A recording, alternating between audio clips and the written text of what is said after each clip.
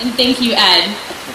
And welcome, welcome, welcome, delegates, once again to the 46th Annual Conference on National Affairs. Prior to my arrival on the mountain last week, a good friend of mine shared with me a saying that I really felt was fitting to the essence of this conference. She said, "When you divide people, it is their values that ultimately bring them together." So look around. Sitting in the amphitheater this morning are 600 different individuals. 600 individuals who are divided by things such as state lines, preconceived notions of one another, and opportunities that some of us have merely dreamed of experiencing. But here's the catch. Although CONA brings together 600 of the country's finest, most intelligent, and most diverse group of young men and women, we are all here sharing a common goal. We want to make a difference. So as you can see, it doesn't matter whether we represent a different area of the country, or if we don't see eye to eye on which flavor of the Eureka tree is the best. But when we unite together as one, our values give us the power to make a significant difference in not only our country, but most importantly, in the lives of one another. As you carry out your week here at the Blue Ridge Assembly, I simply ask that no matter what it is you are doing, please remember to keep your values in mind. As servant leaders of this program, it is your responsibility to always be honest, always be caring, and always be respectful of one another. I am so very excited to watch all of your hard work and preparation for this conference pay off over the course of the next 5 days. So, let's get to work. Thank you so very much.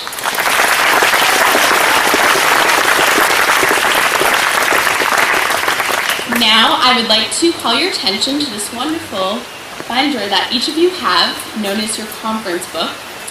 Just a few housekeeping items. First, if you flip to, it would be the third page of your proposal book. It starts these pink pages. And what those pink pages you can use for, they're essential to locate your proposal numbers of other delegates, proposal sharing group assignments, and your committee assignments as well. You can also use these pink pages, if you flip, I think there's about 4 of those. You can cross-reference the blue pages, which will help you locate all of the different locations of the proposal sharing group and the committee assignments, as I've already said.